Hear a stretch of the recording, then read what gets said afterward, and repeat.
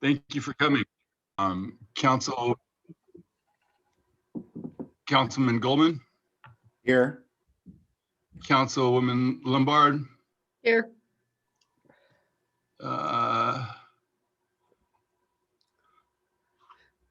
Maricarmen. Maricarmen, where are you? I'm trying to look through. Councilperson Reyes? Maricarmen, no. Councilperson Willett is present. Okay. Thank you, Ray. Yep. Hay interpretación en español. Si necesitan interpretación, si hacen clic en el icono que dice interpretación, se parece como un globo. Está en la parte de la derecha en la pantalla. Muchísimas gracias. So the questions and answers are turned off for this meeting. Public comment will be open and you can use the raise hand function.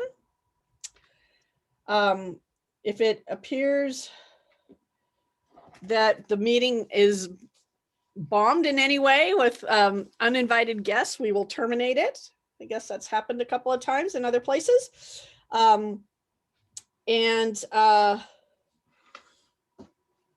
We will move on to the approval of the minutes from the May 25th meeting. Is there a motion to approve the minutes? I'll make a motion to approve the minutes. Is there a second? Second.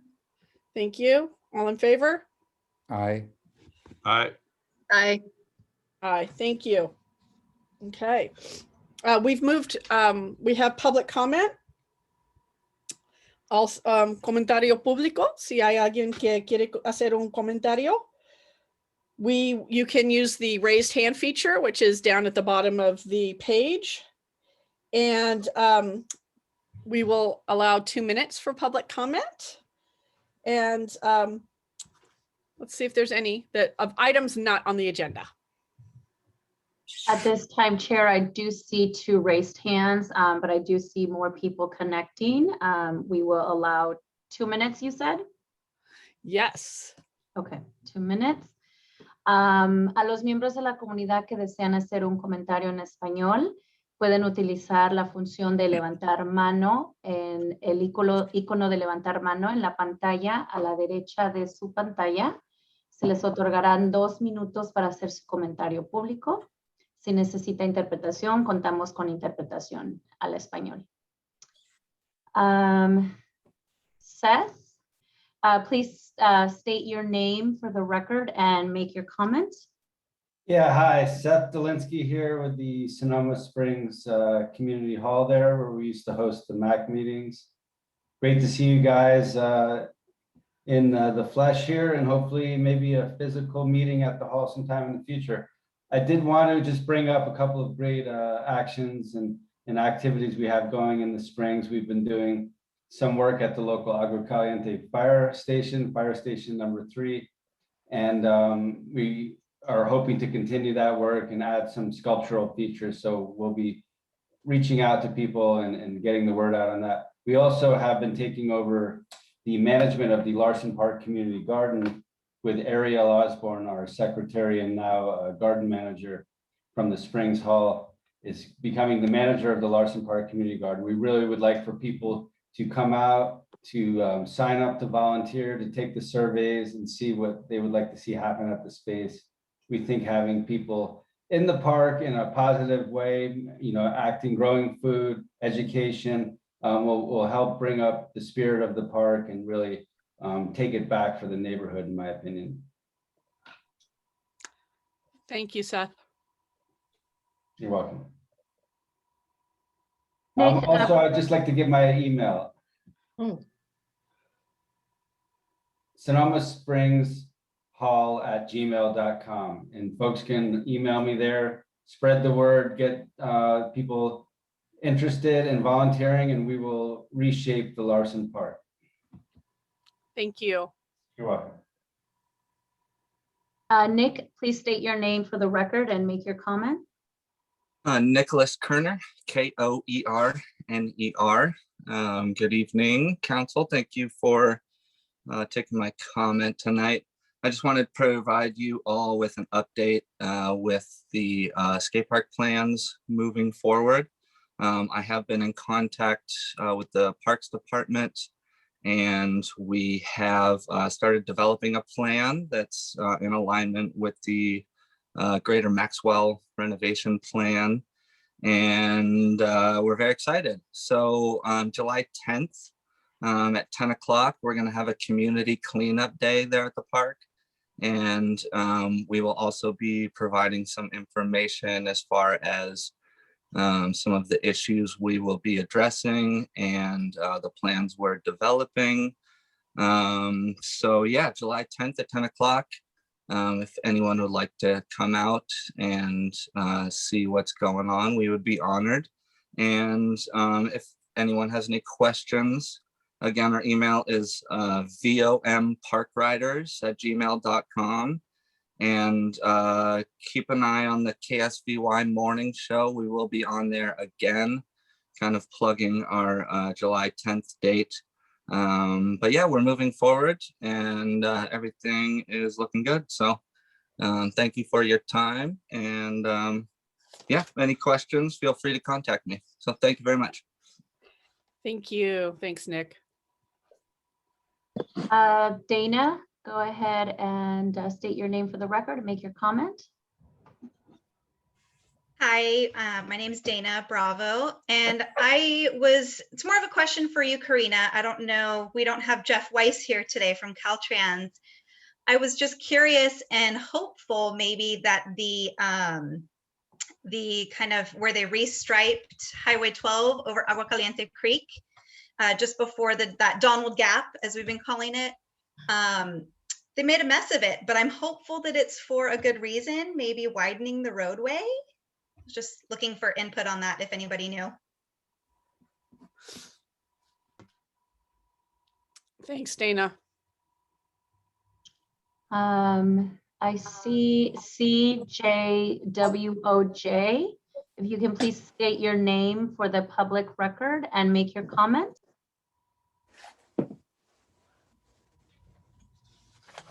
You must unmute.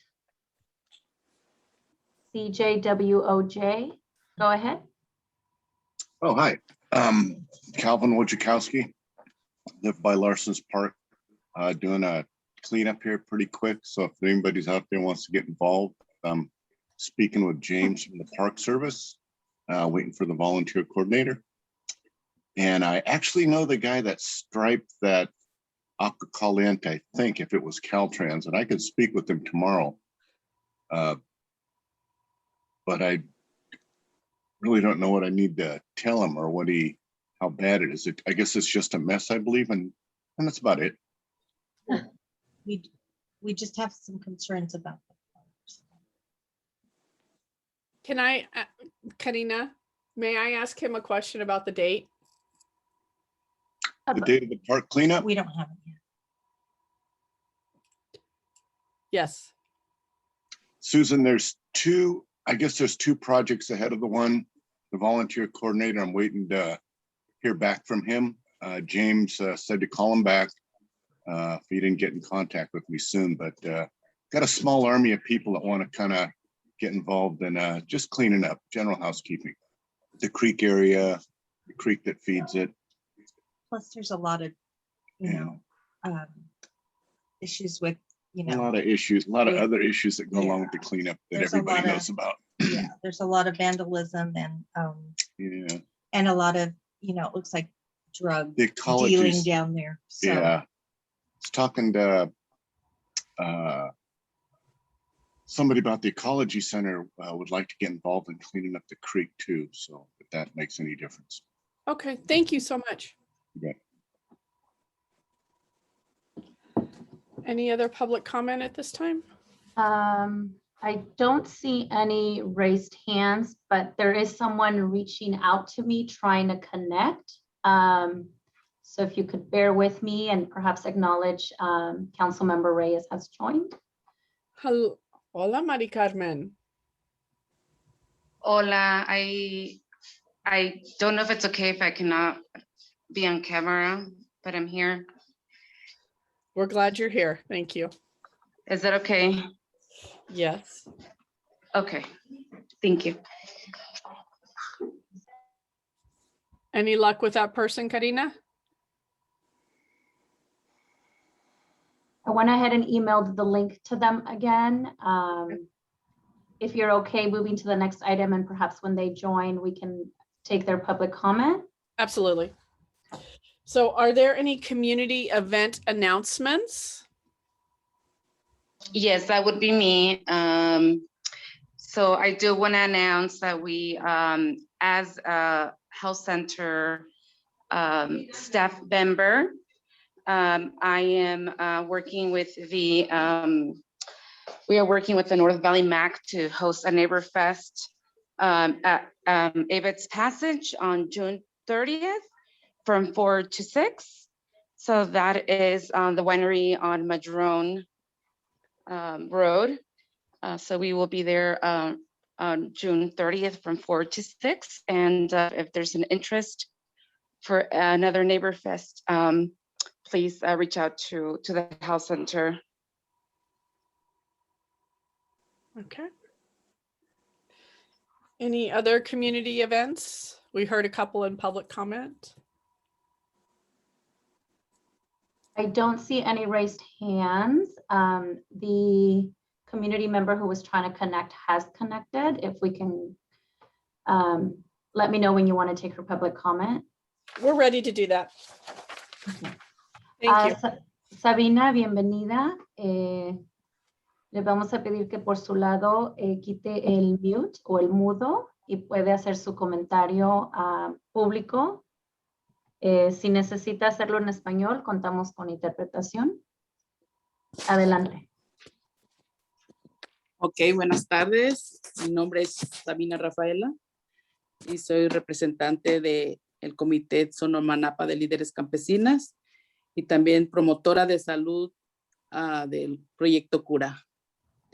Gracias por esta invitación. Gracias, Karina, por la invitación. Y pues, a ver qué puedo aprender este día. Espero que mucho. ¿Ya terminó su comentario, Sabina? Sí. Would you like for me to translate, Chair Iturri? Sure, Karina. Hello, my name is Sabina Rafaela. I am a member of the Sonoma Napa Líderes Campesinas organization. I am also a health promoter with Cura Project. I'm excited to be here and see what I can learn. Thank you. Gracias, Sabina. De nada. Okay. Seeing no more comments and no more community events, we'll move on to the chair update, and then welcome Supervisor Gorin. We will ask you to give us an update here in a minute. Nice to see you tonight. So we want a big shout out to KSVY. They continue to support our community events and the broadcast of this meeting.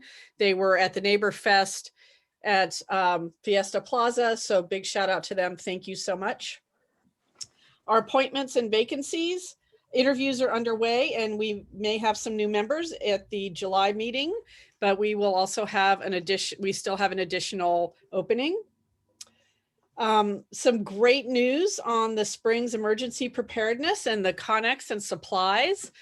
We are so excited that we have a signed MOU between multiple organizations to place a Connex container on the Altamira school site to house supplies for any potential shelter opening that may need to take place in that location. So lots of hard work on the part of the county, Catholic Charities, Red Cross, Sonoma Valley Unified, District 1. So thank you all so much. It's very exciting that we have somewhat crossed the finish line on this one. So feeling very, very grateful for that. We are going to talk a little bit at some point about the possibility of having an in-person meeting or a hybrid kind of meeting. So sometime in the future here, we might try to gather again in the same space and leave virtual options for people. So that is a, but we will want to hear from the council about that. So it's something that's being discussed at this point. We've had a couple of pop-up vaccine clinics, as Maricarmen mentioned.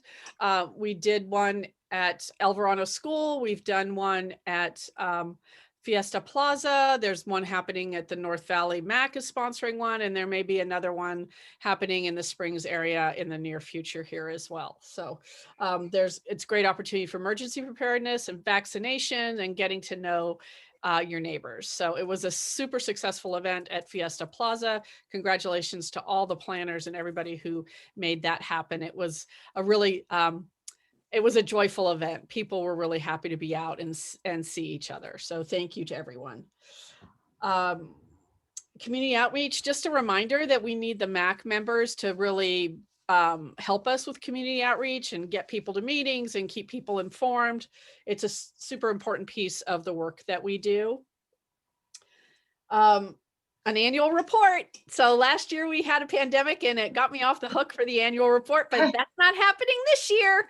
So I will be needing different from folks who have been working in your ad hoc committees, anything that you have written, I'm happy to put it all together, and I'll add I have a template that I can use, or a model, or a mentor text is what I like to call them, to help me put it together. But the work that you've done for emergency preparedness and the plaza, and now we have an arts committee, and those kinds of things would be super helpful if you would put together a couple paragraphs. Even if it's bullets, I can fill in the narrative. And Karina, I think you're going to update us on the budget. And then we will move to Supervisor Gorin. I will. Iris, did you have a question? Yeah, when are the, when do you need the annual report things? I'm going to ask Karina or Supervisor Gorin to answer that question. Thank Probably you. last week. Ideally, it can come before the MAC at the next meeting. And then it needs to be presented to Supervisor Gorin, who will then present to the Board of Supervisors. So I need it in the next couple of weeks to be able to write it. Okay, and are you ready for me? It's just a quick. Yes, thank you. Here is the spreadsheet with your fiscal year 2020-2021 budget. In orange, or it's a peach, orange, reddish, I'm not quite sure of the color, but I have highlighted the incoming invoices for this meeting. So without that, we have $1,312.20 available for community projects. I suspect after tonight's meeting, you'll be somewhere about $700 for this fiscal year. So that's my update. Thank you, Karina, for always keeping us posted. Supervisor Gorin, do you have some information you'd like to share with us? I do, and I have to apologize. You chose the MAC to meet on a Tuesday night, and when I have a board meeting that goes till 5 or 6 or 8, I'm pretty much toast, and it's challenging for me to participate. So I'm delighted to be here. Really need to thank Maite and Ray for their leadership on the Springs MAC, and of course, all of your efforts. And a special thanks to Karina Garcia, who alerts me and notifies me of everything that you're doing and does the interface between you and me and the county, does it so beautifully. And thank you, Karina, so much. But I also want to say I am so excited about both of the municipal advisory councils coming into their own. You're like puppies that are growing into their feet, and you're moving on all cylinders. People are doing this and that and having great ideas surface. And congratulations, because it's been a year or two where you've sort of said, I'm not quite sure where we're headed and how we do it, but all of you are participating and integrating with the community. And that's exactly what the MAC is intended to do. So thank you all for your intensive leadership on this. And the agenda tonight looks fabulous. And I'm so glad that we have our presenters presenting great information. Let me just give you a really quick update on the county budget, because there is some good news. First of all, I'm not sure whether Karina mentioned to you that we did bring a carload full of planners down to especially review the work of the springs, because we have some newer planners in Permit Sonoma and they're not quite familiar with the Sonoma Valley. So we did a whirlwind tour, but those are the folks that are working on the last stages of the spring specific plan. So it meant so much to them to drive along Donald Street and see what that looked like, and Verano Street. So we were grateful to be part of that. And we have newer members of the District 1 team, Hannah, for example, who had never been on a tour. So she was happy to see what was happening in the springs. So there's good news in the budget. We had our budget workshops in April, where we sort of got the heads up that, oh, things are looking pretty good for the county. Normally, we've had to cut positions in many of the departments and ask for givebacks or to make suggested cutbacks of 2%, 5%, and 10% from the various departments. And this year, because our revenues are similarly to the state, our revenues are doing fairly well. And some of our expenses at the county have been lower because we haven't had people working in the county complex. So we're able to not cut positions and in fact backfill a few of those positions. The substation at Grove Street was able to be saved, so that will be functioning moving forward. And so glad that we have Sylvia with us to be our community services officer. But for the first time in a number of years, I was successful, and I really need to thank county staff for putting in a long list of projects that will benefit Sonoma Valley. The first of which is finally the county is accepting the responsibility for paying for parking enforcement at the community plaza. And so I don't need to expend $60,000 from TOT funds for that part-time parking enforcement. So that's the good news. And at some point, then we'll maybe have a discussion about how a community plaza might be moving forward. But there's a lot of behind the scene discussions before we can actually bring it to the MAC and talk about that. And so that's the good news for the springs. I know Karina and I are working with folks in the valley to talk about getting permission to paint as an art project some of the utility boxes along Highway 12. And PG&E, really, Scrooges that they are, said, no, you can't paint them. So we may need some guerrilla action. Oh, did I say that? Oh, wait.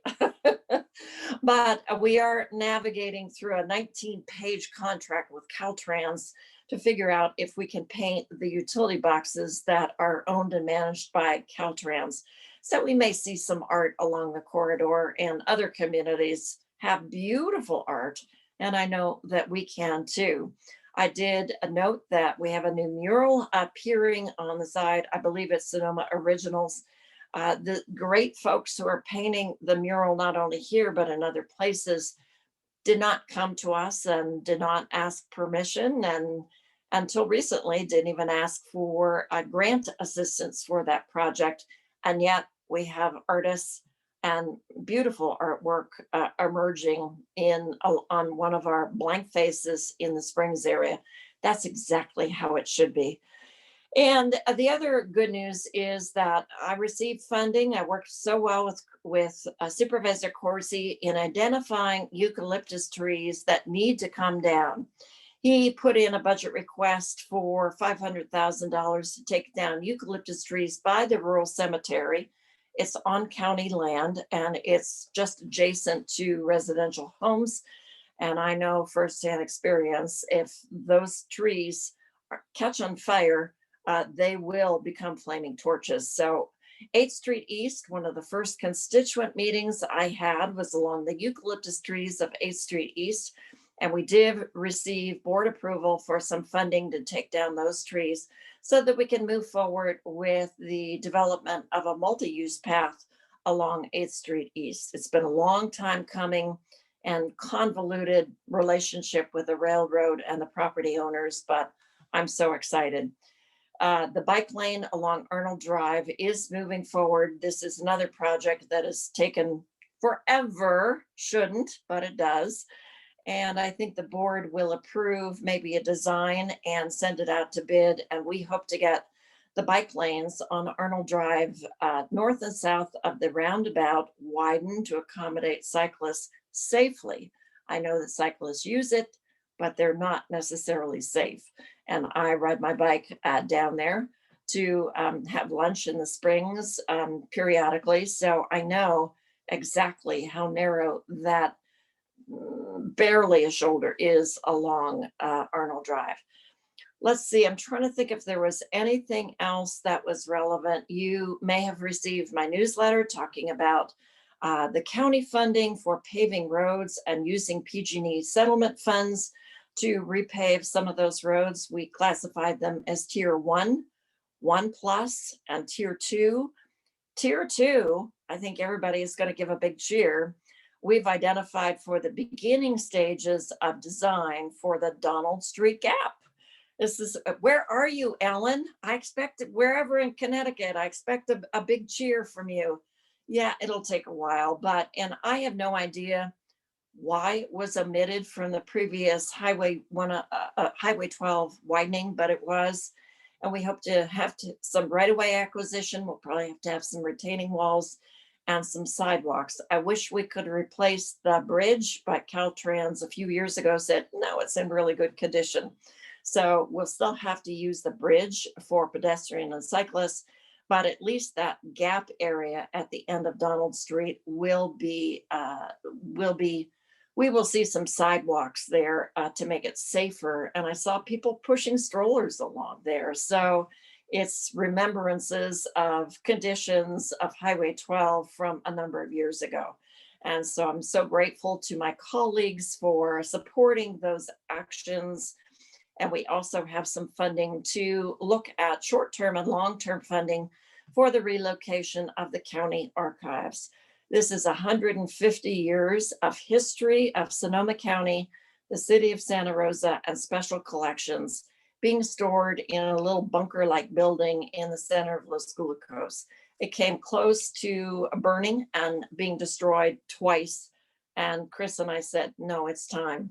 We need to move the archives. So we are working with the library and the Historical Records Commission on that action. Hope to get them moved before fire season comes again. Not sure when that fire season will start, but it's all good things. And I'll write more in depth about the money that we allocated for some homeless solutions and other priorities for the county. And I'm so grateful that we have a little budget reprieve this year that we could add some funding to really remedy some of those long-term goals that we've had in the Springs and the First District. So, and the other joyous news, my personal news, is thank you to Karina and my staff for picking up slack. I am moving.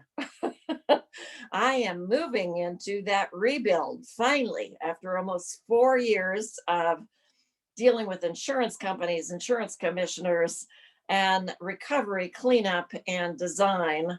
And we're still looking for, and I'll put it out there, we're still looking for a company to install an irrigation system.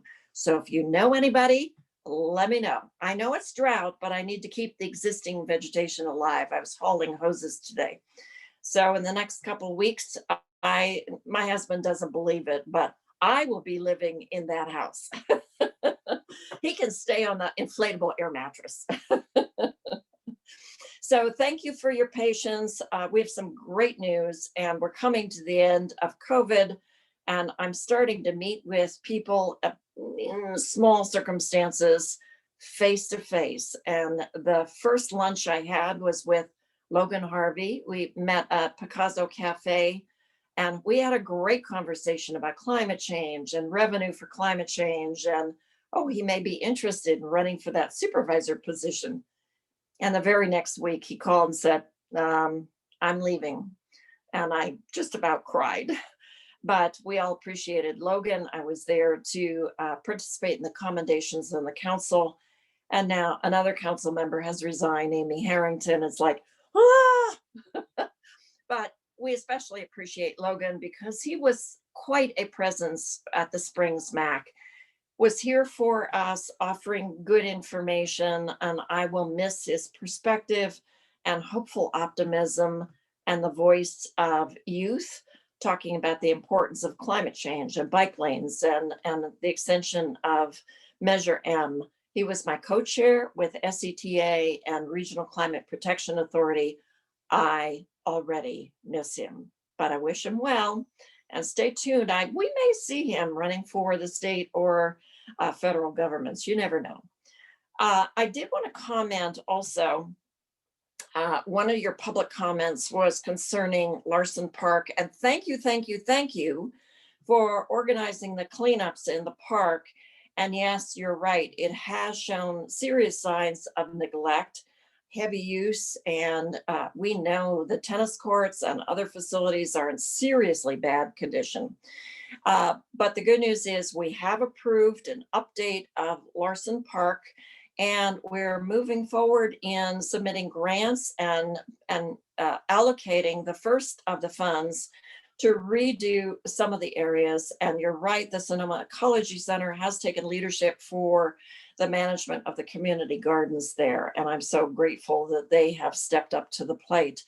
But we also have Maxwell Farms being heavily programmed with some monies, some revenues from Measure M for parks, as well as some grants. And I would encourage you to invite Steve Arrett and Bert Whitaker to one of your MACs in the near future to talk about the plans for Larson and Maxwell Farms, and maybe talk to Steve about the multi-use path from Agua Caliente to Santa Rosa and the multi-use path along 8th Street East.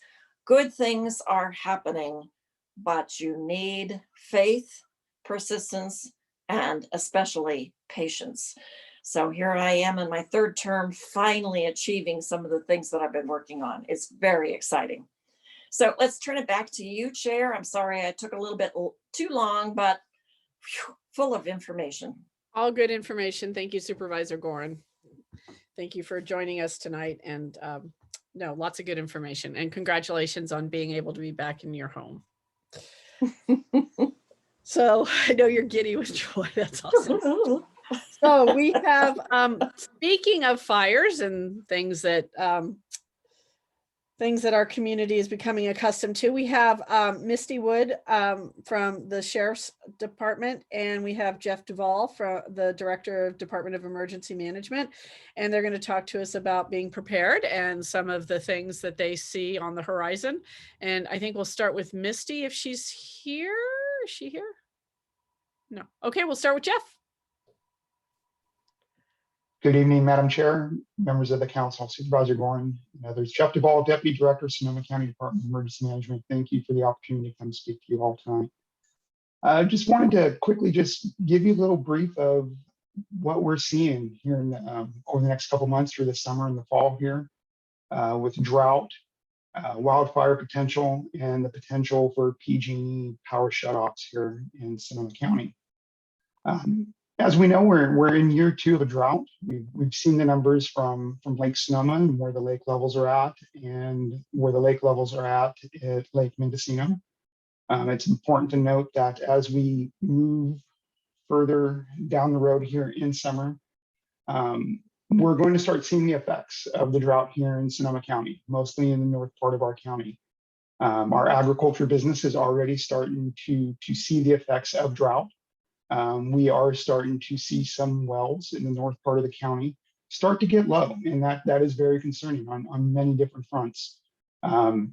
As of today, Sonoma Water Agency has established an interagency drought task force. They met today, and that's made up of representatives both county stakeholders, cities, tribal governments, and the different water providers here in the county to start talking about what we're going to do, how we're going to move forward, our public education campaigns moving forward, and working with different agencies on the state level for assistance here in Sonoma County for our water.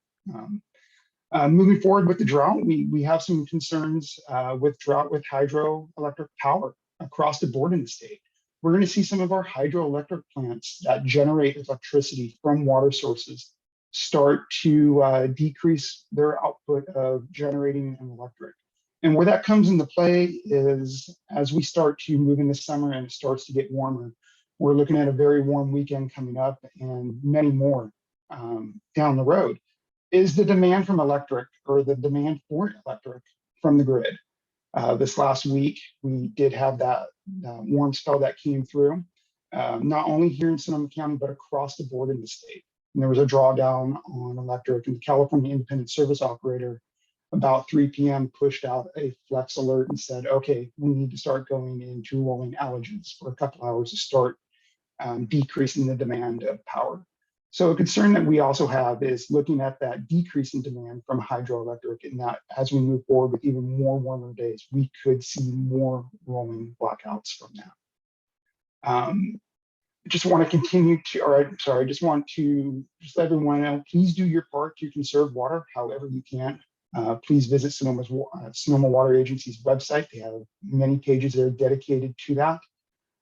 With lots of information. They've been hosting several community events, not only here in Sonoma County, but working with their partners in Marin and Mendocino counties also to push that information out there. So please visit Sonoma Water Agency's website for more information about that. As we look forward coming into the summer, we do have that wildfire potential here in Sonoma County. We have seen an increase in wildland fires across the board in the state of California. Many incidents that have gone past what they call their initial attack in the first 24 hours. Right now, there's some incidents working in the central part of California, the southern part of California, and a few incidents working up north that fire crews are committed to. We have seen some smaller incidents here within the county that our fire agencies have gotten on scene very quickly and provided suppression activity to get those fires out and mitigated really quick. Right now, I can tell you right now in looking at the fuels out in the hillside, and when I say the fuels, I'm talking about the dry vegetation out there. The fire community uses what we call the energy release component models. And that just shows how dry the vegetation is out in our hillsides.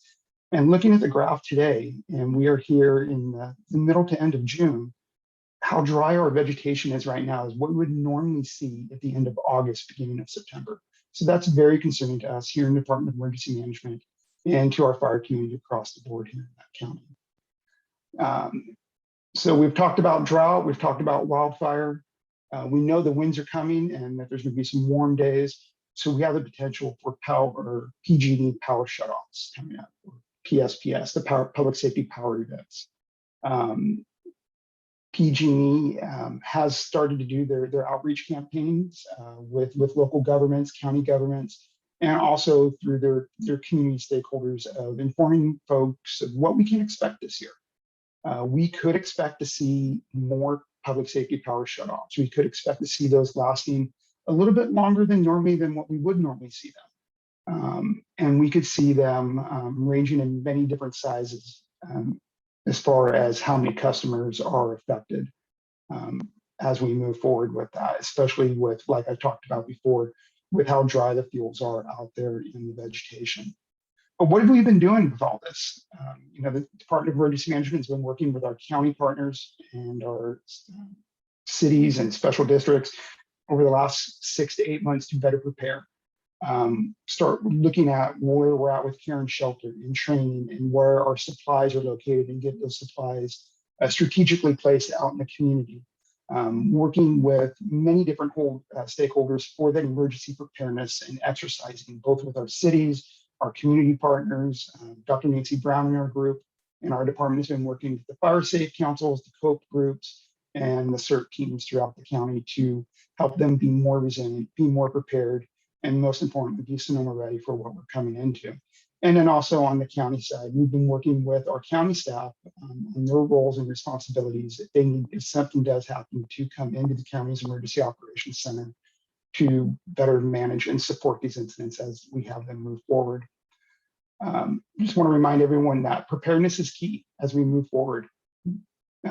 Every minute and ounce that you can put towards preparing your go bags, having those documents, those document kits, having out of area contacts, those go bags, pays off in the future, in the long run, if you should have to evacuate. If you are asked to evacuate, whether it's an evacuation warning or an evacuation order, please take those warnings and those orders serious. Please go. When you hear the high lows, it's time to go. I just want to remind everyone that SoCoEmergency.org is a great place to turn to get preparedness information. And then as we do have emergencies that do happen, to get updates on those emergencies. And then should you be affected by emergencies, we'll have information on there as far as recovery assistance, local assistance centers, and so on for our community to get back on the road to the new recovery for them. And I know Misti will talk about this here in a few minutes, but know your zones. Go to our sites, take a look at know your zones, know your ways ins and outs of your community. But more importantly, we've been working with our community also on evacuation exercises. We acknowledge that we do have some communities here in the county that just have one way in and out. This last weekend, we did an evacuation exercise with the Camp Meeker and Occidental community. And I'm excited to say that next year, we'll be coming to the Grove Street Fire Safe Council. They're just outside of Sonoma to practice an evacuation exercise with them. So in short, Madam Chair and members of the council, that's what we're looking at this year as far as a drought, wildfire, and PG&E power shutoff, and also some great tips and information and resources for you and for others here in Sonoma County. If there's any questions, thank you. Thank you, Jeff. Really appreciate your time. You always have such great information for us. Are there any, we'll take questions and comments and then we'll go to public and then we'll come back to the council. Are there any questions of Ram? Yeah, thank you so much, Jeff, for explaining all the things that your department is doing. My question is, we've had a number of fires in the past. Obviously, 2017 was devastating, certainly for our supervisor and so many others. And then 2019, the same thing. I guess my question is, we've had a number of emergencies in the past. What have we learned? And what are we doing differently now that we didn't do then? Thank you for the question. Very great question. We've learned a lot from 2017 in those fires, and we've implemented a lot. We've upgraded our department to become a standalone department with Director Chris Godley leading us, who is an expert in the field of emergency management, very well respected in our profession across the board in the United States. We've expanded our staffing to be able to focus on county preparedness and working with our stakeholders and building and fostering relationships across the board here in the county. In addition, we have worked to improve our community alert and warning program. We are one of the very few county emergency management programs that has dedicated staff to SoCo Alert to maintain that system, to keep it updated and to test it regularly. And they also provide training to our authorized agents, such as sheriff's dispatch, law enforcement dispatch, people who can go into the system and send out those alerts. Those lessons that we learned in 2017 paid off for us in 2019 with Kincaid. We were able to quickly identify what was going on, quickly get into the system, alert the public, and get people out. And people got those messages, whether it's through the NOAA weather radios, through SoCo Alert, or the wireless emergency alerts on your cell phones. And we've been very successful with that, and we continue, as we saw last year with the LNU fire and the glass fire. We continue to learn from our successes and our challenges out of every single incident, and continue to redefine our programs and the services that we commit to. I appreciate that. It seems like we've sort of upgraded our alert services, which certainly is important in getting people out quickly and hopefully saving lives. Are there any other specific programs regarding emergency housing, evacuation? I mean, it's one thing alerting people, but evacuating people safely. So things, more specifically, programs that you can cite that would help people evacuate more swiftly. That would be great to know. Definitely. I think one of the biggest things that our public needs to keep in mind is when those evacuation warnings come into play, just the warnings, that is the time to get out safely. That's the time to not be under a lot of stress that you would under an evacuation order or an immediate threat where the sheriffs are coming through at the high-lows and it's an immediate threat with an evacuation order. Take those warnings, go with them, get out of the area safely. And more importantly, when I've talked to people in the community that have had to evacuate before, even before the warning comes in, if they don't feel safe, that is key. Go by your own senses. If you feel like you could be impacted or you have any sort of needs that could delay you, go early, go before the warnings. That is one of the biggest things that we do echo to the public is listen to yourself. Don't wait to the last minute. With the blackouts that are rolling, probably the rolling blackouts as well as the PG&E cutoffs, are there any services for those that are going to be impacted, greatly? I mean, obviously a few people, and probably more than a few, have generators at home now that will help them through that. But I'm sure there are a number of people considering the heat waves that are coming, et cetera, and that's maybe when we're having the rolling blackouts. Have you set up places where people can go and cool off or get some meals as their food is rotting, or is there anything, in terms of preparation for that? Definitely, and I'm going to take that. I'm going to answer it two different paths. So I'm going to address the PG&E public safety power shutoffs, the PSPS events. When we have those PG&E sets up community resource centers or CRCs in and around the areas that are affected, and those are areas where the public can come, get cooling measures, get water, get sources of information from them, maybe charge a phone, charge a medical device. So PG&E does do those. When we do have the rolling power outages due to the independent service operator reductions, those are very last minute. We traditionally don't set up cooling shelters, especially this year moving forward, because we don't have some of the challenges that we had last year. Last year, we were in a COVID environment. We were very restricted of how many people could go into places, no public assemblies inside. And a lot of what we did was outside. And that's why we did set up some cooling shelters. So this year moving forward, we do have resources now that are open and available to our residents here in Sonoma County. How are we getting that information out? I was unaware of the PG&E centers. I don't know if anybody on the council knows where they are, or even the county centers. So the PG&E centers, once they have those established and they are working to get them open, PG&E will make that information available on their website and on their maps that they have of the outage areas. You might want to put a link on SoCo Emergency that can connect with the link to PG&E in terms of that information. Definitely, I will look into that. Thank you. Are there other comments from other council members? Or questions? Iris? Thank you. Thank you, Jeff, for all the information you've given us. I'm concerned about smoke and as well as heat at the same time. And I know you don't have any control over either one of those actually, but what?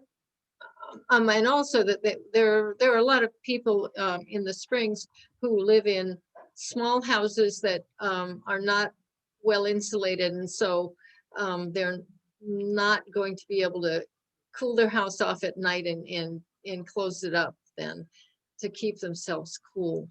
Do you have any, I guess my question is, what is the planning around that kind of situation? Or is it just not possible to plan exactly? No, as far as the smoke, when we do have our wildfires or we are impacted by wildfires, our emergency shelters now have air scrubbing devices that we put into the shelters. They get turned on to kind of help filter the air, help filter the smoke. With homes at night, when it does get warm, it does get hot, and those rolling power outages, one of the things that we do is, as we start to see the heat approaching us, myself, my duty officer meet with the deputy public health officer, and we start having those discussions 2 to 3 days out of what the weather is going to look like, and really sit down and talk to the deputy public health officer. What are some list of actions that we need to take, and those could mean cooling centers throughout the night. But one of the things that we look at before we do cooling centers at night is we look at what's called the nighttime recovery. So if it gets 101 during the day, how cool is it getting at night? Are we seeing what we call the recovery at night? Is it dipping down low enough to where it gets cool? And then we have a slow ramp up again in the morning of it getting warm again. So there's a lot of things that we take into consideration, that we work, that we evaluate with the public health officer and our partners at the National Weather Service to make some decisions. Thank you. Jeff, I've got a question for you. So I always want to hear about the outreach to the Latinx community and the Spanish speaking community and other native language communities that we have in our county. And this is all really great information, and we are translating it this evening, but we're certainly not reaching everyone. But so I'm wondering what kind of efforts are being made. I know there's an equity office at the county, but I'm just wondering what kind of efforts are being made to make sure that those folks are informed on all this really super important information. Definitely, and I thank you for the question. The Department of Emergency Management works very closely with the County Administrator's Office of Equity. When we do have these events, we do make notifications to that office, let them know what's going on. Our public information team is in close contact with them and with key stakeholders in the Latinx community. I know when we push information out on many different social media channels and many other different channels, we do have that translation there and available. We have a lot of our infographics for different events on the public information side that are already translated, especially in our emergency side. If we were to have a major emergency right now, such as a wildfire, and we need to do evacuations, we have a lot of templates that are already done, translated for us to quickly get that information out there. As we move forward, if we do have an emergency to where we do have the need for emergency shelters or emergency service centers, such as local assistance centers, all that information gets coordinated through our public information office for that translation. When our emergency operations center is activated, we have a small team from the public information office that is solely dedicated to Latinx community, making sure that they're reaching all their channels, working with the different supervisors and district staff on other avenues and other channels to make sure that information gets pushed out there to them in a timely manner. Thank you, Jeff. I appreciate that. Mm-hmm. Maricarmen, is your hand raised? Yes. Hi, Jeff. This is Maricarmen. Thank you for your information tonight. My question is also regards to outreach, but more in terms of printed material. I know that a couple years ago during the Sonoma Ready event on September 8th, I think it was 2019, you all gave out the foldable Sonoma County guide, Sonoma emergency guides. I don't know if you remember those. I do remember those. Okay, so my question is, because of the digital divide and then being able not only to just, reach out to communities in general, will the county print out more, or are they available by connecting with the county that we can have? Also, you all had the PDF of the Sonoma County Red I think it's power shut off. It's like a black and green. So Yeah. how do we get those materials? Definitely great question. I thank you for that question. The public can go to, I believe, any Sonoma County library right now and receive an evacuation pack. And we have those packs there in both English and Spanish. We did a lot of the information that is in those packs, I do believe we have available on our website for folks to go and get. A lot of our preparedness information, a lot of our preparedness checklists that are both on the SoCo emergency website, we do have translated into Spanish. Yeah, and that's not the issue, the translation. The issue is printing the materials, because who will, like, if we have to print them out, who will pay for them? You know, then we have to find an agency to print those materials. But it's nice when they're already printed on nice glossy paper. They're already, so that's the issue. And then with the library, you have to attend the virtual meetings in order to get that information. So I think that that's great, but even then that needs also to have more reach to the rest of the community. Definitely, I will look into that with Dr. Nancy Brown in our department for community preparedness. Thank you, Maricarmen. Thank you, I really appreciate it. Are there any other questions or comments from council members? If not, we're going to move on to public comment. Okay, we'll go to public comment then. Okay, so those members of the public who wish to make a public comment, please go ahead and use the raise hand feature. And we will, we will promote you to be able to make your comment. Los miembros de la comunidad que desean hacer un comentario sobre esta presentación, por favor de utilizar la aplicación de levantar mano. Se les otorgará el permiso para hacer un comentario. I am not seeing any raised hands. Okay. None, Chair Iturri. Thank you.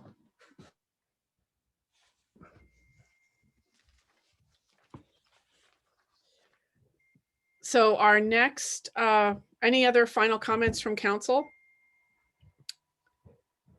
Okay, we will move on to Misti. Jeff, for your time. We appreciate it. Yeah, thank you, Jeff.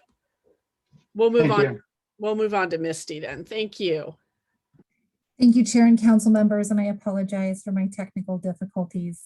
I'm going to go ahead and share my screen here very quickly. You'll give me just a moment.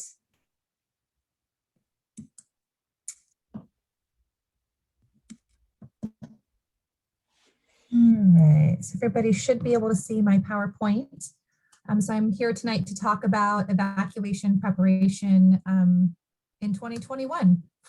So really, we're going to cover 3 topics tonight: evacuation zones, evacuation tags, and just a real high level talk about alerts. I know the last time I was here, you were kind enough to grant me some space to talk about evacuation tags in a little bit more detail. So I will just provide a review of the tag portion, since we've talked about that fairly recently. So let's talk first about the evacuation zones. Jeff mentioned this in his presentation. An evacuation zone is a predetermined geographic area that we're going to use when we call evacuations. So it's a simpler and faster way for us to conduct evacuations. And so that way, you know, when you hear it right away, you know whether or not you're subject to an evacuation order or not. So this is a relatively new tool. We did roll it out during the, I think it was the glass fire, the 2 fires from last year blend a little bit. We rolled it out even though we weren't quite ready last year, because we knew it was a really effective tool, and we've since fine-tuned it, gotten some community feedback, and officially rolled it out a few months ago. So what I'm going to do is just walk through how to find your evacuation zone. I'm going to take you to the website step by step so you can see how to find your zone. You go to this link here, socoemergency.org/evacuation-map. It's fairly simple. You enter your address either in the text box or the map, and your evacuation zone number pops up. So I'm going to walk you through that right now using an address in the Valley for your guys' convenience. So when you go to socoemergency.org/evacuation-map, this is the page that you land on. So you see a couple paragraphs about what evacuation zones are and encouraging you to know your zone for your home, your work, your child's school. I would say, family members that you have in the area, friends that you know who, especially if they have any sort of access or functional needs, we all need to take care of each other. So anybody that you're close with that has those needs, I'd recommend looking that up as well. And here are the 2 ways to look up your zone. So I'm going to look up the zone for the Valley substation, which is at 810 Grove Street. So as I start to type it, you'll see it start to auto-populate, and I'm going to click on 810 Grove Street here. And voila, there it is. So the zone for the Grove Street, the Valley substation, is SON-6E1. So that's the zone number. So that's what, if I lived at this address, I would write that zone number down, put it in my phone, put it on my, my refrigerator, somewhere where I'm not going to forget it. So that way, when those evacuation orders are called, you know exactly if you're subject to those or not. I'm also going to walk you through the map here very briefly as well, so you can see how the map functions. It does take a couple of moments to load because it's a GIS product, but it is, I think it's helpful if you're looking up your zone and how it relates to other zones. This can be a helpful tool, so you can get a little bit of context as far as where you are in relation to other zones. So when the map loads at the top left-hand side of your screen, you see a search box similar to the one we saw on the previous page. And again, as you type your address, I'll use that same address for the Valley substation, 810 Grove Street. It'll zoom in right there.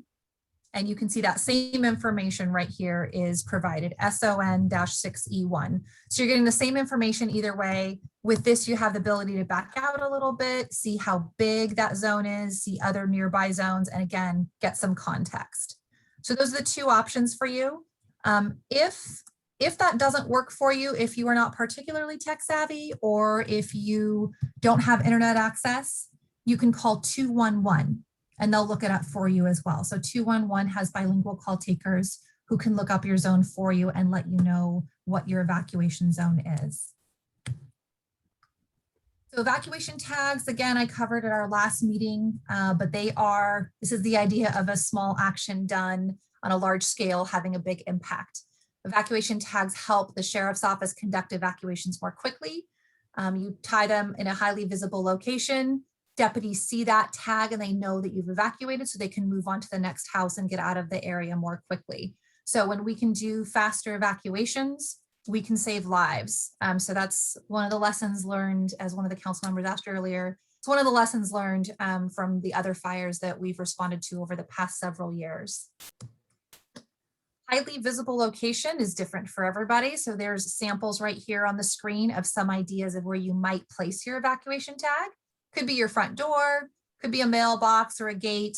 The best advice I can give is if you drive up to your property and try to look at it as if you've never seen it before, what pops out to you? What's the first thing you see? That's a really good place to put your tag. There's a lot of different ways that people know about evacuation zones and which areas are evacuated. So social media is chock full of fire information and evacuated area information, as are the emergency alerts that Jeff talked about, and also Nixle that the sheriff's office sends out.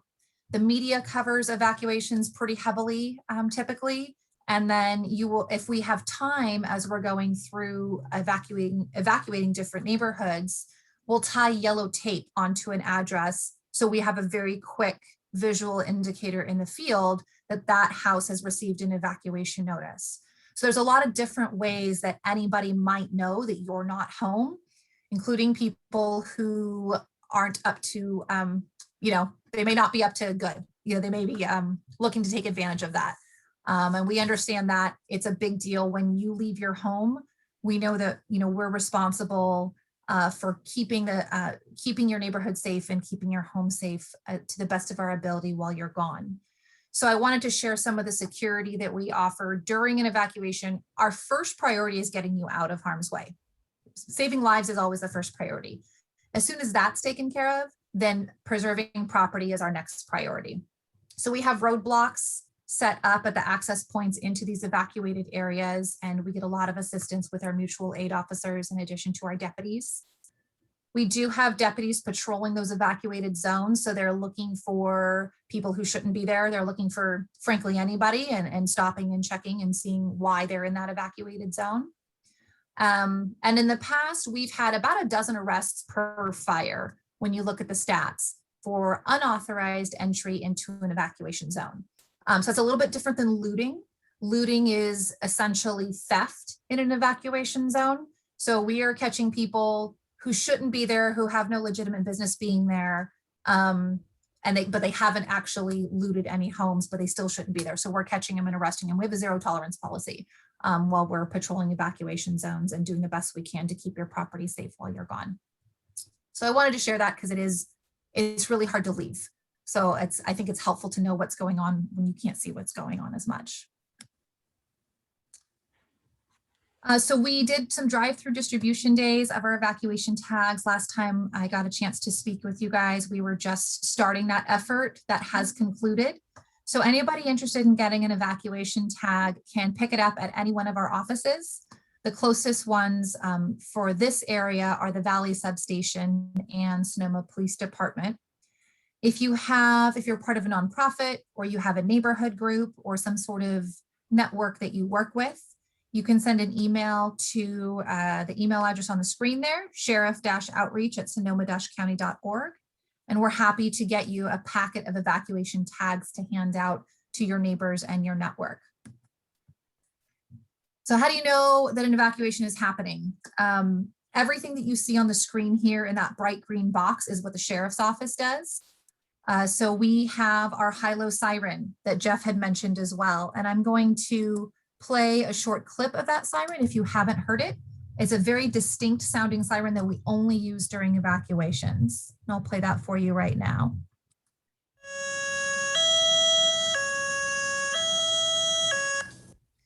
So when deputies and firefighters play that siren, use that siren, you know it's time to go. When you hear the high-low, it's time to go. It's only used during an evacuation order. You may have a deputy knock on your door. We try to go door to door and advise everybody of the evacuation order.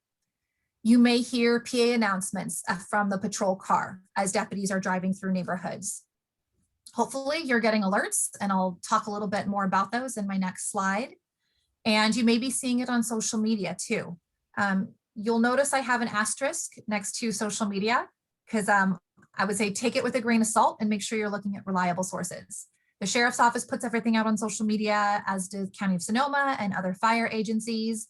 And sometimes people individually put stuff out that may or may not be reliable. So I would there's my word of caution in getting information from social media and taking action on that. The other ways you might hear about it are from the media. As soon as an evacuation order hits, our phones blow up from the media, and they're very interested in getting that information out to you.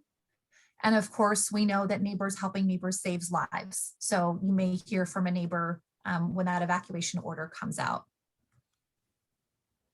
I promised we would touch on alert systems as well. The County Department of Emergency Management is in charge of the alert and warning system, but we supplement those efforts. We know that it really is a team effort to let everybody know what's going on and trying to keep you all safe. So again, the light green boxes that you see on your screen are the systems that the sheriff's office uses. Everything else is done by our partners at Department of Emergency Management. On the left-hand side of your screen, you'll see there are two alert systems that you have to sign up for. So CoAlert and Nixle. We recommend that you sign up for both. It's better to have, two alerts than none. If something happens or there's a technical malfunction or something, it's always better to have redundancy built in so you get that alert. On the right-hand side of your screen, these are forced alerts. These are alerts that go out. You don't have to sign up for them, but It's what our partners at Department of Emergency Management put out to try to reach you. The first is that wireless emergency alert that Jeff talked about. That's that Amber Alert style alert that pops up on your cell phone. You may hear something on the TV or on the radio through the emergency alert system. You may get a call to your landline for what we commonly call reverse 911.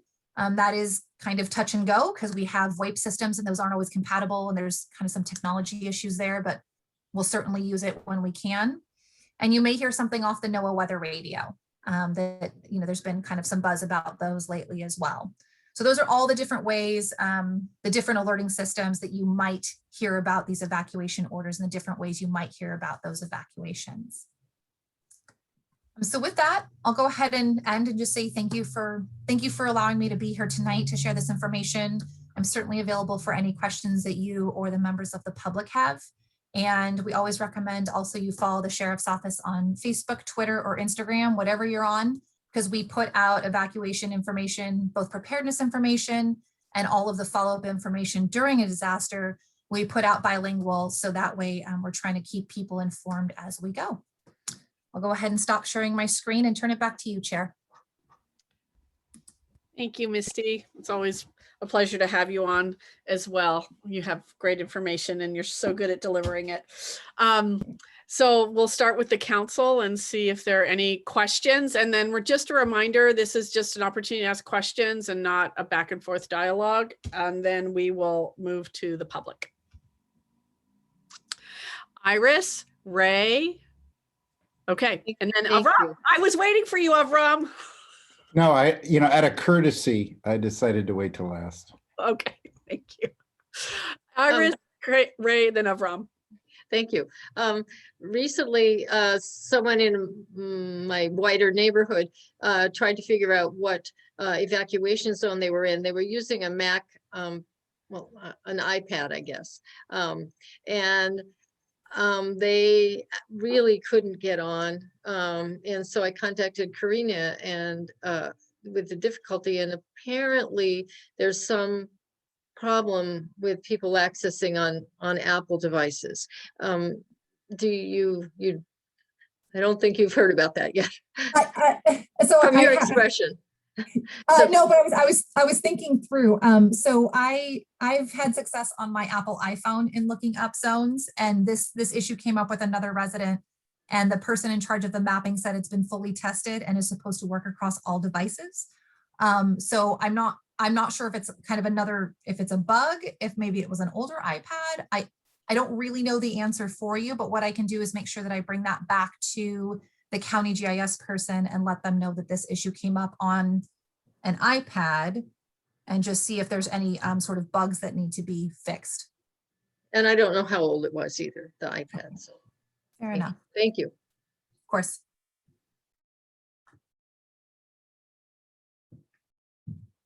I have a quick question. I wasn't clear what the yellow tape was for. You guys put it on the house to indicate that it's been ordered to evacuate if you were gone. So if I come back and I find yellow tape on my house, I'm evacuated. So I can clarify that. So the reason we use yellow tape in the field is because we have hundreds of different deputies and mutual aid officers patrolling evacuations at any given time, right? So if it's clear to us that you have received the evacuation notice, so either you're already gone or we were able to talk to you and tell you about it, we'll mark it with that yellow tape. Don't worry about this house. Go on. Okay, got it. Exactly. You got it. Exactly. Got it. Thank you. All right. You're welcome. Avram? You're on mute. Good, thank you. You didn't put up your sign. Well, I got confused. There it is. Sorry, I'll have it more at the ready. Perfect.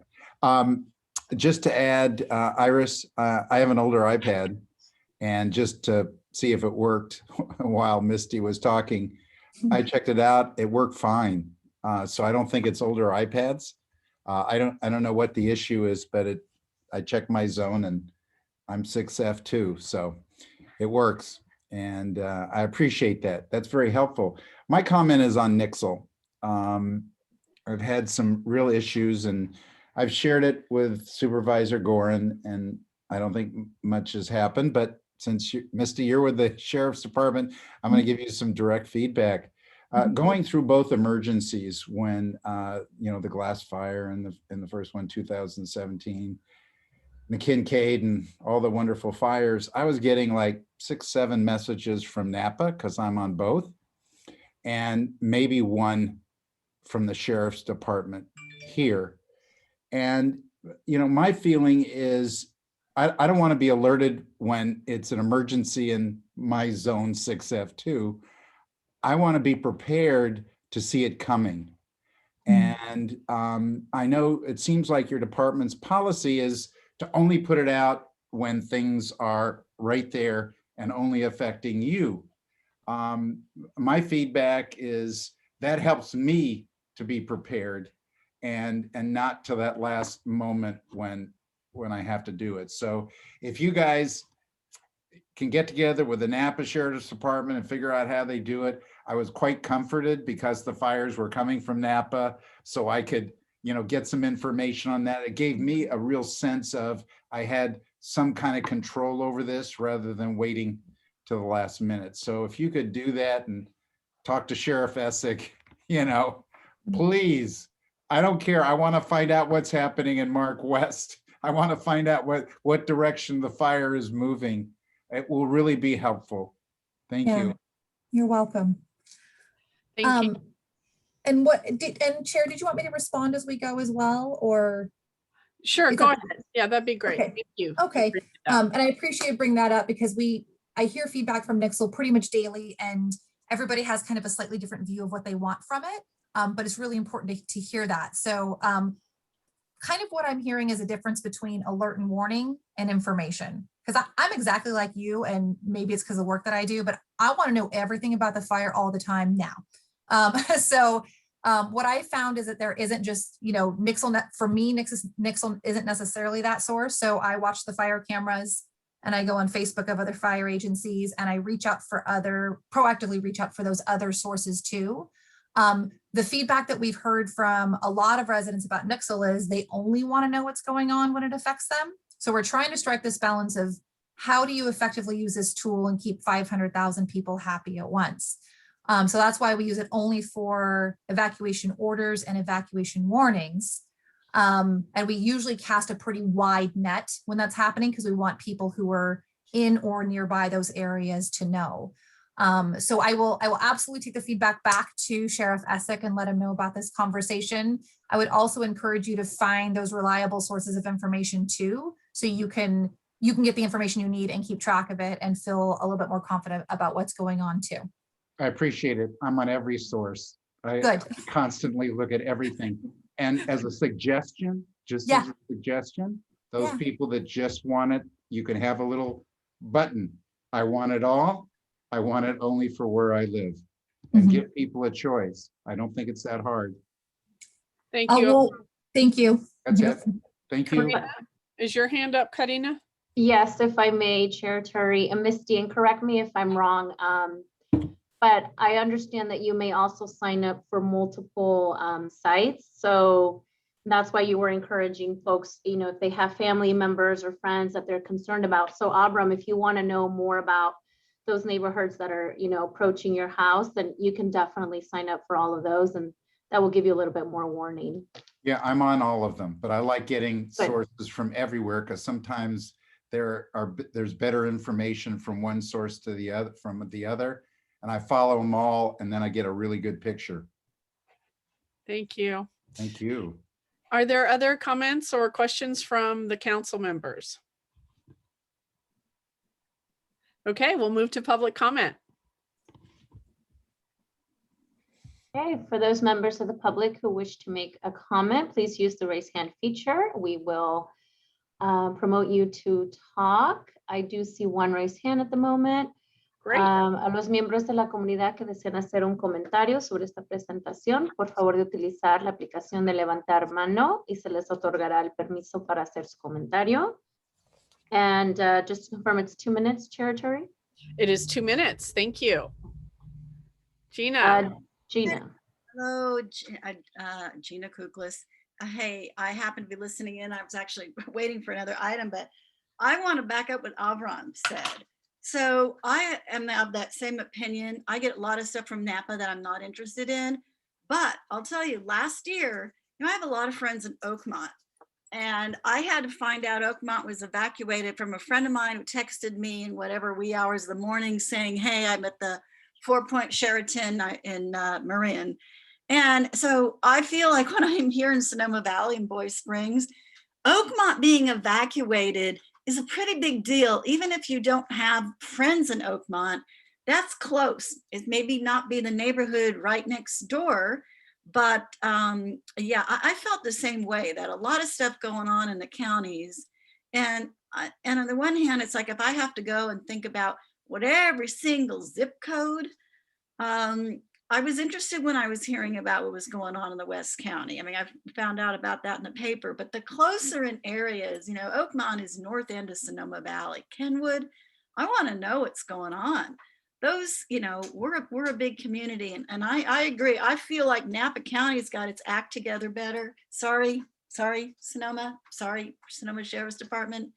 I just think Napa, I mean, there's road accidents near me that I don't get on Nixle, but I'll know about the ones going on in Napa. So there's definitely, I think the Sheriff's Department needs to up and improve its Nixle game. So thank you for letting me share that. Thank you, Gina. We appreciate your comment. Okay, are there any other public comments? I don't see any more raised hands, Chair Iturri. Any more comments from the council? Okay, thank you so much. Thank you to Jeff and to Misti for being here. Your updates are really important to us, especially as we are going further and further into this fire season, and anxiety is starting to creep up. I can feel it around me. So we really appreciate it. Thank you so much. You're welcome. Take care, everybody. Yeah. And I have to apologize on the next item. I should have mentioned what, I'm sorry. I was saying bye to Misti, sorry. Oh, sorry. I was like, I did something wrong. So I have to apologize. I should have mentioned this up front, that this next agenda item got canceled late today because it was not I don't exactly understand the circumstances, but Karina, maybe you can fill us in. And again, my apologies. I should have mentioned that up front of the agenda, and I did not. It was a conflicting schedule, misunderstanding. So yes, we apologize to the community. I was informed about this just today. Yeah, so again, our apologies, and I should have announced that earlier. So I live and learn. So again, my apologies to the public. But it will come either in July or August, whenever the MAC wants to reschedule it for those members of the community who were here for that specific item. We apologize. Great. Thank you. Thank you, Karina. Okay, so we will go to ad hoc updates. And this is an opportunity to hear what the work that's being done outside of what happens in this council meeting. We have committees of folks who are working on different items in our neighborhoods. And so we have Map Your Neighborhood, Dana, and we have Fire Safe Council versus Firewise with Ray. And then Avram will talk about Arts in the Springs. So those are our three ad hocs that are happening right now. So Dana, hi. Hi. Thank you all again for the opportunity to present the information. Last week was a really exciting week. I had the joy and opportunity to participate in Neighbor Fest, sponsored in large part by the Springs MAC, Sonoma Valley Community Health Center, and got to speak with a lot of people. And talking about evacuations, I came prepared with some evacuation maps. So we were talking about zones. There was, I think, over 100 people that came and got vaccinated that day. So it was a hugely, hugely successful event. And I also wanted to mention Maite and the Sonoma Valley Housing Group also invited Map Your Neighborhood to participate as a co-sponsor in the community listening circles that happened Wednesday, just the next day after Neighbor Fest. So I actually have a little presentation. Let me see if I can screen share here. Give me just a second.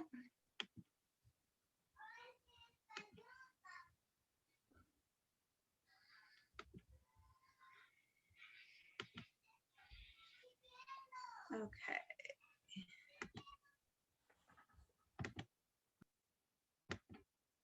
Ah. All right. So apart from last week's live and in-person connections, which was such an amazing feeling to be able to speak with people face to face, and just talk, you know, just have those conversations. Continuing outreach online using Zoom or other webinars. We've participated with Parent University, Líderes Campesinas. Sabina was on earlier, so thank you, Sabina. Gracias a Sabina. The Latino Advisory Committee at the Health Center as well. And Map Your Neighborhood information has been shared also via SIS and their Sonoma Immigrant Services and the citizenship class. One of our block leaders, Leslie Nicholson, actually down on Happy Lane, she did a little write-up of Map Your Neighborhood and its effort. That was in the Sonoma Valley Sun. And here are just a few photos. Thank you, Karina, for the photos. I was so busy enjoying the day. I did a quick Facebook Live at the beginning and just got to work talking to people, so I didn't get any photos. So thank you for sharing. So we had, you know, some members of the fire department there, and it was a serious issue. There wasn't an actual fire, so I put that complete with an actual emergency. Our firefighters were there on site, and all of a sudden the crowd started noticing some smoke filling the parking lot. And so we wandered over to check it out, and sure enough, there was a structure fire just beyond Fiesta Plaza where we were having the event. So the firemen got to work and made quick work of that. It's a good thing they were close by, and they're just great, and we appreciate their service and their participation in the community events as well. So this is one of, there are 9 other Neighbor Fests that are going to happen. The next one is actually going to be in Glen Ellen on the 30th, which Maricarmen mentioned. So again, check the social medias, any other, you know, notification systems. I know the Health Center sends out email blasts, so you can get that information there as well. So we had Art Escape was also at Neighbor Fest, helping us take care of the kids, keeping them occupied. So this is the photo here at the left is the Art Escape tent. We had a DJ to provide some atmosphere, which was great. Some amazing raffle prizes for those who are getting vaccinated. And again, great information from the fire department. And Julie Atwood with the Halter Project was also there sharing small and large animal evacuation kind of procedures and good tips to know. So again, it's just some more photos from our first real live in-person outreach opportunity. It was great. Community listening circles as well. That was a really, I'm very grateful to have been able to participate in such a wonderful event to that level, and just get some information on what the community really needs and what really is important to our community. And some upcoming live and in-person events. This Thursday at La Luz from 1 p.m. to 3 p.m. There'll be a preparedness event, so I'll be there as well with the sheriff's department. We've got, I think there's a few county representatives coming. We're going to have information about the drought. So just how to be prepared in all facets. So that should be a really great opportunity to connect with some more people and hopefully get some more block leaders on board. And then again, NeighborFest Glen Ellen at Abbott's Passage on June 30th. And some other priorities that I have, we've started playing around with a free website hosting service to kind of develop something, and hopefully the end goal will be to get some funding to have a very nice website hosted for the Map Your Neighborhood effort and its block leaders, and a way to connect people. Still getting conflicting schedules together for an upcoming block leader meeting, but in addition to outreach, one of my main priorities is I really want to strengthen those block leaders and those connections that are already doing the work in their neighborhoods, because they definitely deserve the attention. And just continuing outreach, every opportunity that's presented and offered, I've been trying to take advantage and just get that word out there. So thank you all for your help in those facets. And last week was an awesome week. I'm looking forward to more. Did you get, Dana, did you also do a charla too? Yes, thank you. Yeah, Karina invited us to the charla comunitaria. So we're just getting those words, getting the word out to all of our community members, Anglo, other Latinx, any community member deserves to have this information and deserves the chance to prepare. And it's really important, as Misti already said, that neighbor might save your life in a certain situation. So it really, we want to build the community. We want to make each other confident in potentially depending on each other should the time come. Thank you. And then I also want to mention that we're not sure, but we think that you may be one of the first bilingual outreach opportunities for Map Your Neighborhood in the area. So we think that's super important, and really thank you for utilizing those bilingual skills you have. So thank you. Thank you. Okay, Iris, is there anything you want to add? I know you've been instrumental in making this all happen, and you've supported Dana through all of this. So I just wanted to offer you the opportunity if you want to say anything. Thank you. I just think Dana's doing a fabulous job. She's really great. And I'm really happy that we have her. So thank you very much. Thank you, Iris. Okay, Ray, what would you like to tell us tonight? Sure, Iturri. I know that when we spoke that I had talked about a resolution for tonight. However, at our last meeting, and I'd like to introduce Gary Johnson from the Sonoma Valley Fire Department, who has joined our ad hoc, graciously agreed to help us, and Lucas Patzak, who are both with us tonight. John Wheatley is also on the ad hoc, and I'm not sure if he's here or not tonight.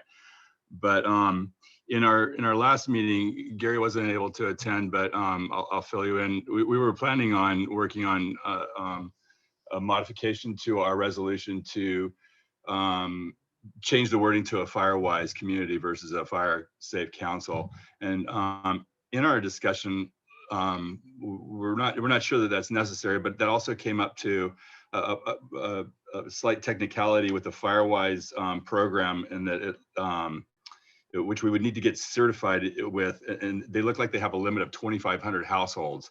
And I'm not sure, we might be right at that number. I don't know what our households are. So we want to look into that, if that's a true problem with using that model, which may not be a big issue or not. But I think we want to look into that, and then to verify that. So we may just go ahead and stick with what we have. I think the bottom line is what can we do quickly to get to a CWPP for our area, and without having to go through the requirements with the fire safe council to create a 401k. So as long as we can identify fiscal structures, or financial partners to work with in that regard, I think we can move forward using whatever model we have, in a quick manner. Especially, we're starting to get some more people on our ad hoc. I think we can now safely say that we formed a board or committee, so we're step one on the Firewise, and step one on CWPP guide as well. So that having been done, I think the next is to go ahead and meet again, continue, to try to build that momentum and come back with some firmer direction on whether we need to change the name, or the name is fine and this is the model that we're using, kind of thing. So I'd like to see us convene on a regular basis, and maybe hopefully now that we can get back to in-person meetings, we can see each other once a month as an ad hoc and make some movement on this for us. So Gary or Lucas, is there anything else that you'd like to add? And again, Gary, thank you again for agreeing to join our group. Yeah, we're, Sonoma Valley Fire District is here to assist in any way possible. I have talked with Chief Steve Aker, and he's going to, be involved in the Springs MAC, quarterly. I'll try to assist with answering any questions in the meantime, or with the ad hoc of the Fire Safe Council or Firewise community, whatever direction you guys go, and here to help answer any questions that you guys have along the way. Fantastic. And I'll just echo the same. I just somewhat recently got involved with this initiative here locally. I live in the Springs, live on Siesta, so I saw all the hoopla with the fire, frighteningly close to home. My day job is I'm the executive director of the Napa Resource Conservation District, and in that role, I work with all the fire safe councils in Napa County, and we've done cross-county between Sonoma, Maricarmen, and Alvita projects. So I'm quite familiar with this space, and so I'm just really excited to lend my knowledge and connections to CAL FIRE and grant world and all that sort of stuff to get us up and going.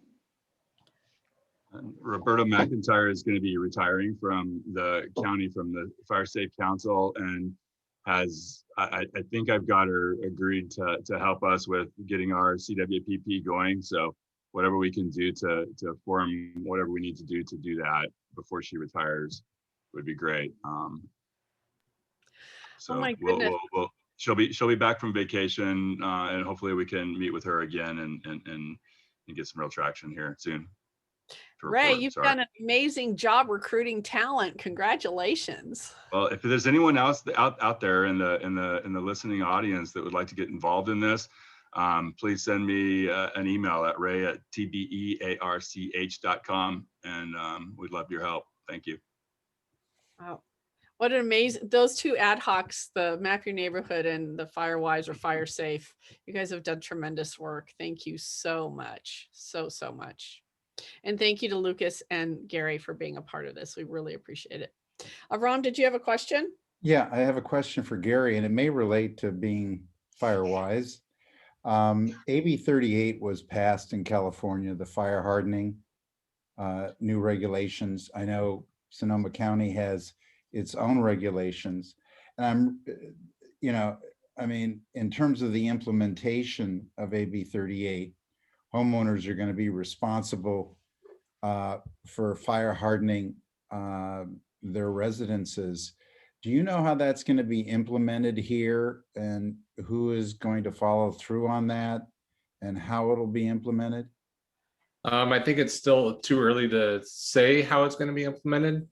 Right now, we are contracted with the county to provide their Chapter 13A ordinance, and we actually just completed the first round of those inspections within the Springs, in the same neighborhood, pretty much Hillcrest South through Fetters area. About 240 properties we did again this year. We just completed those today, actually, was the last first round of that. And that's in the local responsibility area on the border with the state responsibility area. So that was our focus again this year. And part of the changes that happened last year, why we chose that same area, was the Board of Supervisors passed the end of last July. Part of their ordinance was to constantly maintain your properties under that ordinance. So they were curious to know really how many people did continue to maintain their property. So now we have that data to show, well, you know, a lot of people did and some people didn't. So, you know, it'd be curious to know what that looks like countywide with all these inspections that we have taken place for this year. And we'll move around the valley as we go forward, you know, if that funding's still there from the county. So we're going to pretty much focus on those unincorporated areas within the county. CAL FIRE has the state responsibility area to manage, and how they operate, you know, is they have to answer to that. But we're going to focus on the weed abatement ordinance that we have within the city, and then the unincorporated area following the Chapter 13A ordinance for us. Yeah, because the law goes into effect July 1, and you know, Agua Caliente Canyon is obviously important in terms of fire prevention because of all the fuel. Yeah. So Avram, I think you should be on their ad hoc. I could be on everybody's ad hoc, but no, thank you. It's just, you know, it impacts all of us greatly, and our neighborhood should be aware of this because it could be costly. I think we should have a presentation on it. So let's add it as I think that's great. Okay. Thank you. All right. That would be great. Okay, so we have two options here. We can get through the next few items, or we can take a break. So we've got the art in the Springs. I think you can do that pretty quickly, Avram. Oh, I can do that very quickly, believe it or not. Okay. Chair, can we just check real quick with our interpreter and ask him if he's okay? Okay, Jordy, what would you like us to do? Time out. I'm out. Okay. Maite, yeah. Maite, I did have a question. And can we take a break? Because Jordy needs a break. That's fine. Okay. That's fine. So we've got 5 minutes. It's 8:12. We'll be back at 8:17. Thank you. Perfect.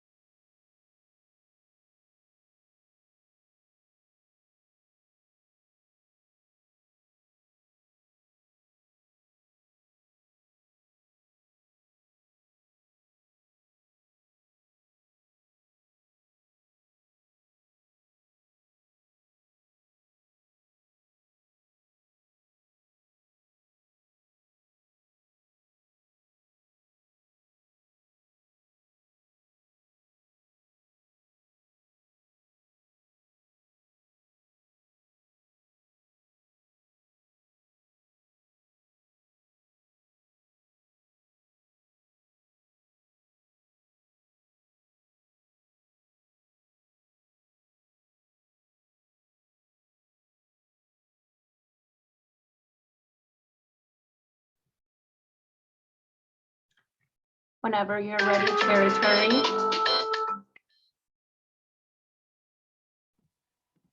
All righty. My alarm's going to go off here in a second. Hold on, let me turn it off. Okay, Iris, what is your question? Muted. Got it. Thank you. My question is, how do we get any idea of actually how many households are in the Springs area? It's a, I think I could literally count them on the GIS system. That's about the only way I figured so far. that'll make you crazy. So, I could probably get it done in an hour or two. yeah.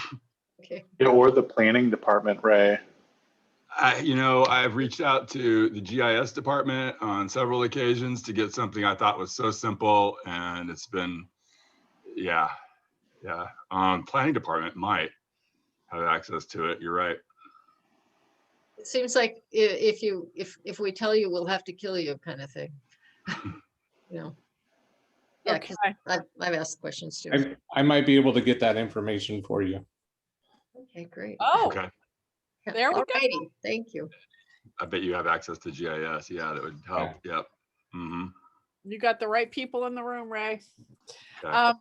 Okay, we'll move on to the arts ad hoc. Avram. Yeah, we'll make this short and simple. Actually, Maite, myself, and Karina got together. Our main topic was the utility boxes, and I think Susan Gorin addressed that earlier in terms of the red tape needed to get that project going. So I guess they're working on it. But besides that, we talked about several other possibilities of art in the Springs.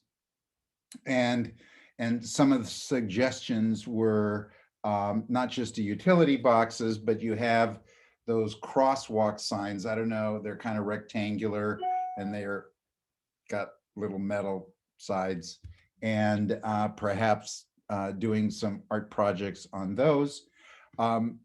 I suggested, much like the city of Sonoma, is that on our beautiful light poles, possibly doing a flags, for lack of a better word of what that would be, and denoting the history of the Springs, going back all the way to the native peoples up to the present, and looking at the possibility of that. Our ad hoc committee, we want to expand that, and Artiscape, which I'm sure many of you are familiar with, would like to be a part of the ad hoc, and we're in the process of scheduling a meeting with the Artiscape people, as well as my wife, who is an artist, has also volunteered for the committee. So we're just in our infancy, but we've got our structure going, and we'll have more to report after we have our meeting with the Artiscape folks, and we'll move on. There was one other suggestion I'm hoping will happen, and that's that the church mouse has been vacant for a very, very long time.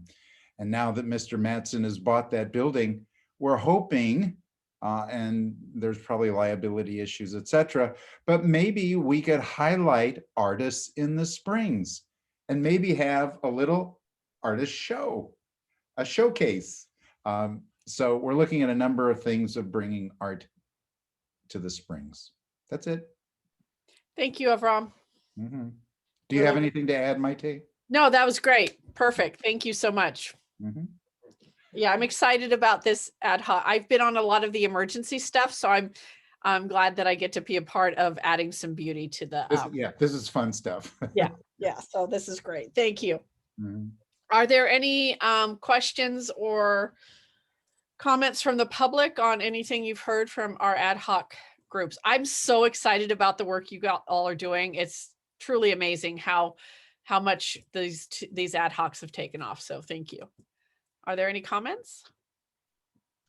I do see a couple raised hands. Members of the community who wish to make a comment or ask a question, please use the raise hand feature. Miembros de la comunidad que desean hacer un comentario o alguna pregunta, por favor de utilizar la aplicación de levantar mano o raise hand. Se les otorgará el permiso para hacer su pregunta. At this time, there are 2 raised hands. Chair Iturri, I will set my timer. Excellent. Please state your name for the public record and go ahead and make your comment. Hannah, go ahead. Yeah, hi, this is Hannah Perrott. And I just wanted to suggest to Avram and the Arts Ad Hoc that there is a piece of plywood on the old Church Mouse building covering up a window. And there's a bit of graffiti on it, but I thought it'd be really cool if that could just be muralized or turned into a mural. So just a suggestion. Thank you. Thank you. Angélica, go ahead. Angélica, ¿puede hacer su comentario, por favor? Sí, hola, buenas noches. Mi pregunta es más que nada, ¿esta información que se está dando hoy se dará también en la charla comunitaria? Más que nada porque siento que hoy hubo mucha buena información y no para poder compartir de lo que se estuvo hablando hoy. Thank you. Gracias, Angelica. Angelica's question was, is this information going to be presented at a charla comunitaria? And I will take on that question. That information was actually provided just at the last charla on evacuations and emergency preparedness. And it is available on our YouTube page. Angélica, muchas gracias por su pregunta. Esta información, de hecho, fue presentada ya ante la charla. Información sobre evacuaciones y preparación ante emergencias y está disponible en nuestra página de YouTube. Con mucho gusto se la puedo proporcionar. Si usted me puede llamar a mi oficina al 707-565-1776 y podemos hablar sobre cómo usted la puede accesar. Pero también estaremos proporcionando esta información en futuras charlas. I provided Angelica with my office number so she can contact me and I can go over how she can access the videos to charla. And my number is 707-565-1776. That's my office number. But information like this is provided at will be provided at upcoming charlas. Gracias, Angelica. Thank you. Are there any other public comments? I don't see any more raised hands. Okay. Did Hannah's go back up again? I think that was me. Sorry. Oh, okay. Okay. I'm like, they're so little. Okay. All right. So that closes the ad hoc topic unless there are other comments. Again, I just want to say thank you to everybody who's been working on the ad hocs. Lots of great work. Dana, everybody. So thank you so much. So the next item, it's hardly seems like it's been a year, but the next option, the next item is the chair and vice chair election for the 2021-2022 year. So Ray, did you want to say something? No? Yes? Iris, you can't hear me? No, Ray, can't hear Ray. Oh. All right, I was trying to find my unmute. No, I was just I was getting ready to nominate somebody, but if you're not finished, go ahead. No, I'm just introducing the topic. So Great. Go ahead. I can't think of a better leader to continue in your current post as Chair Iturri, and I would like to nominate you for a second term. If I can get a second. I would like to second that. Thank you. Okay. I would be honored to continue. Is there do I call everybody in favor? Is everyone in favor? I'm in favor. I'm in favor. I think we're all in favor. It's unanimous. Yeah. He's a favorite. And so we need a vice chair. And I'm wondering if we could nominate Ray Willett for an ongoing year, for another year of vice chair. I second that. Okay, Rom seconds. All in favor? Aye. Wait, I didn't say if I do it or not. Oh. Yeah, I'll do it. Yeah, no, I would be honored. Thank you. Thank you. Well, it's a pleasure to work with all of you. So thank you so much. I'm really enjoying this. So I really appreciate it. So thank you. And it's a great group, and I'm just so excited about everything that we've been able to accomplish of recently. Even though we haven't really been able to all be in the same room, we've managed to get some stuff done. And we So should have thank new you. members soon. Yeah. Yeah, and we're gonna have some new members at the July meeting too. So that's exciting. And that was the quickest top item we've ever done. Chair Terry, can we go over the vote for vice chair again, please? Just for the record. Sorry, I'm all in favor of Ray Willett as vice chair. Do you want me to roll call it? I just didn't hear Councilmember Reyes, so we just want to make sure. Oh, it was confusing, but I nominate him. I'm in favor. Okay, we're all in favor. Okay, thank you. Lynn Marie, I just want to check with Lynn Marie. Both votes are okay, Lynn Marie? Yes, I wasn't sure who seconded the vice chair. I did. Rob. I did. Rob. Great. Rob did. Got Thank it. you. Thanks, Karina. Thank you. Okay. All right, so our last topic, thank you all again. It's just a pleasure to serve. So the next topic is consideration of future items. These are the ones we have currently. Permit Sonoma overview, project update, and system tutorial. I'm not exactly sure what a system tutorial is, but that's happening on July 21st. Sonoma Water can do a drought presentation. Vacation rental ordinance, we think we're going to push that to the July meeting. And then we just heard Avram talking about the hardening of the properties, and I think it was called AB 38. AB 38, which goes into effect July 1, affects every homeowner in Sonoma County, some more than others, some maybe not at all. Okay, thank you. Mhm. So those are the ones that are, and then Larson Park plan was the other one that I heard. That's what I was going to mention from Susan mentioning earlier, is that we should get a Maxwell Larson's Park update. Okay. And trails update. Okay. And if we could have a permit update. I have permit Sonoma overview. Yeah, just of where things are. Project update. Yeah, and did we ever talk about having a spring specific plan update? We haven't mentioned we're, it lately. We're going on our 7th year. Maybe it's lucky 7. I'll put it on the agenda. I'll put it on the list. It's not finished yet. It's like waiting for Godot. And the other things that we have to, that we will rotate through here are Madsen project updates and Chief Acre. So those are 2 ongoing folks that we're going to have at our meetings, and we will weave them in quarterly. Perfect. Okay. Maite? Yes. It sounds like it's too crowded for next time, but I would like to have a presentation from, I think it's Marcos Suarez. Is that right? Did I say it right? On what might be appropriate business development in the Springs, and specifically small business is what I'm interested in, that, indigenous in a sense. Okay, we'll see what we can get in July, but this is definitely enough content for I know 3 agendas. So we'll try to patch it. We'll try to place it together so that it makes sense and people are getting informed. Okay, thank you. Thank you. Are there any other suggestions at this point? Well, I know the plaza sort of went on the back burner. I know Susan is working on some things, maybe not for July, but maybe in August. If Susan's on, maybe she could say whether it could be August or September, we could have an update. I am lurking in the background here, trying to get some stuff done. And great meeting all. Good activity from all of you. Good. I'm so excited about working with Maite and Ray for another year.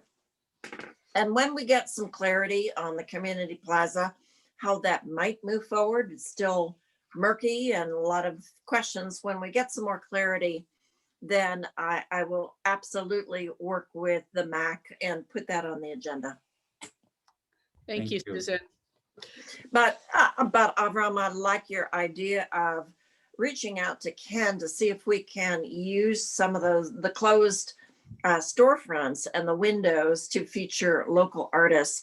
We have used in years past closed or shuttered businesses and storefronts for phantom art galleries, where we actually did open them up for a couple of hours and feature some artists.